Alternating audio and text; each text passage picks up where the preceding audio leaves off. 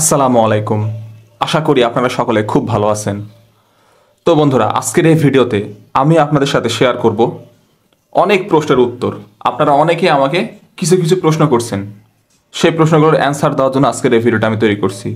তার মধ্যে number one যে প্রশ্নটা বেশি বেশি করা হচ্ছে সেটা হচ্ছে, আমাদের যে নতুন অন্তর্বর্তীকালীন সরকার আসলো, এই সরকার কি আমাদের চাকরির বয়সটা 35 করবে কি না।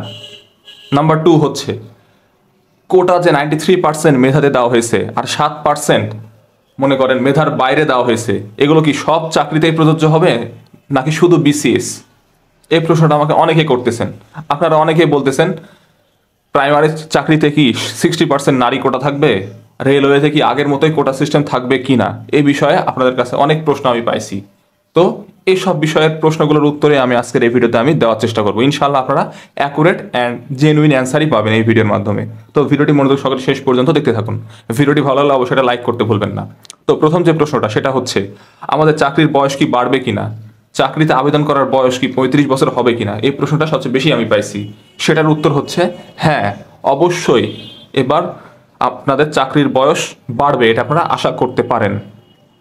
কিন্তু 35 বছর যেটা বলতেছেন, 35 বছর হবে কিনা, এটা হওয়ার পসিবিলিটি খুব কম। সর্বনিম্ন 2 বছর বাড়তে পারে। আমার মতে 32 থেকে 33 বছর বয়স পর্যন্ত বাড়ানো সবচেয়ে ভালো হবে। 35 বছর কখনো করবে না, ঠিক আছে? কারণ 35 বছর বাড়ানো একটু বেশি বাড়ানো হয়ে যায়, ঠিক আছে? এত তাড়াতাড়ি অত বেশি বাড়াবে না বয়স, ঠিক আছে? আর আমি এটা কেন আপনাদের আশ্বাস দিচ্ছি সেটা হচ্ছে, আসিফ নজরুল স্যার বর্তমানে কিন্তু আইন মন্ত্রণালয়ে রয়েছেন, ঠিক আছে? তিনিও কিন্তু চাকরির এজটা বাড়ানোর পক্ষে আগে কিন্তু অনেক জায়গায় যুক্তি দিয়েছিলেন, ঠিক আছে? ঠিক আছে, উনিও কিন্তু চান যে চাকরির বয়সটা একটু বাড়ুক, 30 থেকে কিছু বাড়ুক। কিন্তু 35 বছর হবে এটা আমি বলতেছি না আপনাদের যে 35 বছর হবে। আমার মনে হচ্ছে সর্বোচ্চ 2 বছর বাড়তে পারে, 32 বছর পর্যন্ত বাড়তে পারে, ঠিক আছে? তো আপনারা যারা বয়সের শেষের দিকে চলে আসছেন, 30 বছর হয়ে গেছে প্রায়, তারা এই জিনিসটা অন্তত মেনে নিয়ে সামনের দিকে আগান যে অবশ্যই আপনাদের 1 থেকে 2 বছর বয়স সীমা বাড়তে পারে, ওকে? কিন্তু 35 বছর হবে না, এই জিনিসটা মাথায় রাখেন। আর দ্বিতীয় যে বিষয়টা সেটা হচ্ছে কোটার বিষয়টা। আমরা জানি আমাদের এখন থেকে সকল চাকরি পরীক্ষায় 93% মেধার ভিত্তিতে নিয়োগ দেওয়া হবে এবং 5% মুক্তিযোদ্ধার সন্তানরা পর্যন্ত নিয়োগ পাবে, যদি সন্তানরা সেই পর্যন্ত টিকে, ঠিক আছে? আর 2% হচ্ছে যেসব আরও যেসব কোটা রয়েছে সেগুলো আর বলতেছি না। টোটাল হচ্ছে 7% হচ্ছে কোটা থেকে নিয়োগ দেওয়া হবে, আর 93% কিন্তু মেধা থেকে নিয়োগ দেওয়া হবে। কিন্তু অনেকে আমাকে প্রশ্ন করতেছেন যে প্রাইমারি চাকরিতে যে 60% নারী কোটা ছিল সেটা কি আবার থাকবে কি না। আমি আপনাদের বলতেছি এটা কখনোই থাকবে না। এটা হচ্ছে প্রত্যেকটা চাকরি পরীক্ষার জন্যই প্রযোজ্য যে 93% মেধা থেকে নিয়োগ দেওয়া হবে আর 7% শুধুমাত্র কোটা থেকে নেওয়া হবে, ঠিক আছে? এই জিনিসটা অবশ্যই আপনারা মনে রাখবেন। এখন থেকে প্রাইমারি চাকরি পরীক্ষাতেও 93%ই মেধা থেকে নেওয়া হবে, ঠিক আছে? অনেকেই এটা নিয়ে অনেকে বিভ্রান্ত সৃষ্টি করছিল অনেক ভিডিওতে, কিন্তু এটা পুরোপুরি ভুল ধারণা। সকল চাকরি পরীক্ষায়, রেলওয়ে বলেন প্রাইমারি বলেন, সকল চাকরি পরীক্ষায় 93% মেধার ভিত্তিতে নেওয়া হবে আর 7% কোটা থেকে নেওয়া হবে, ঠিক আছে?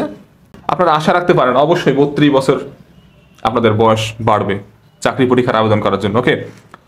তো আপনারা পড়াশোনা করেন, আমার ভিডিওগুলো যেগুলো ছাড়ি, ব্লগ ভিডিওগুলো যেগুলো ছাড়ি সেগুলো দেখেন। ইনশাল্লাহ আপনারা কন্টিনিউয়াসলি পড়াশোনা করেন, পড়াশোনা করলে আপনারা চাকরিটা পাবেন। এখন কিন্তু মেধার ভিত্তিতে নিয়োগ হবে, সো পড়াশোনা আপনাকে করতে হবে। পড়াশোনা করে আপনি আপনার জ্ঞান দিয়ে আপনি এখন চাকরি পেতে পারবেন। অনেক বড় সুযোগ আপনাদের এখন, ঠিক আছে? তো খুব ভালোভাবে পড়াশোনা করুন, এখন আর অন্যদিকে মন দিয়েন না। আমি ইনশাল্লাহ পড়াশোনা শুরু করে দিয়েছি ইনশাল্লাহ। নেক্সট টাইম থেকে যে ব্লগগুলো আমি আপলোড করবো আপনারা দেখেন এবং সেই অনুযায়ী পড়াশোনা করেন, ঠিক আছে? তো এই ছিল আজকের ভিডিওটি ভালো লাগলে অবশ্যই এটা লাইক করে দেবেন, চ্যানেলটি সাবস্ক্রাইব করে না থাকলে অবশ্যই সাবস্ক্রাইব করতে ভুলবেন না। তো আজকে এ পর্যন্তই, দেখা হবে নেক্সট ভিডিওতে। আর হ্যাঁ, লাইক করতে কিন্তু ভুলবেন না। এই চ্যানেলটাকে একটু গ্রো করার জন্য আপনারা প্লিজ হেল্প করুন। আপনারা যদি সাবস্ক্রাইব না করেন তাহলে কিন্তু আমার চ্যানেলটা গ্রো হবে না। আমি চাচ্ছি এই চ্যানেলটাকে একটা খুব ভালো একটা চ্যানেলে পরিণত করতে এবং আপনাদের হেল্প করতে। এই চ্যানেলটা তৈরি করার মূল উদ্দেশ্যই হচ্ছে আপনাদের পড়াশোনায় হেল্প করা। আমি জাস্ট কী পড়ি, কীভাবে পড়ি সেগুলো আমি এই চ্যানেলে ভিডিও তৈরি করে আপনাদের দেখানোর ট্রাই করি, যাতে আপনারা মোটিভেট হয়ে ওইভাবে পড়তে পারেন, ঠিক আছে? আমারও স্বপ্ন আপনাদের মতো একটা সরকারি চাকরি পাওয়া, বিসিএস ক্যাডার হওয়া, ব্যাংকার হওয়া, ঠিক আছে?